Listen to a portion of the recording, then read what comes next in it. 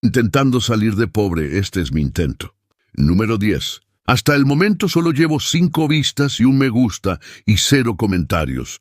Y aclarando que esas 5 vistas son de mis cuentas falsas, pero seguiré intentando porque he visto que muchas aquí ya se compraron casa caros hasta. A sus maridos han sacado de trabajar pero mi peor es nada que ni crea que lo voy a sacar de trabajar, todo lo contrario.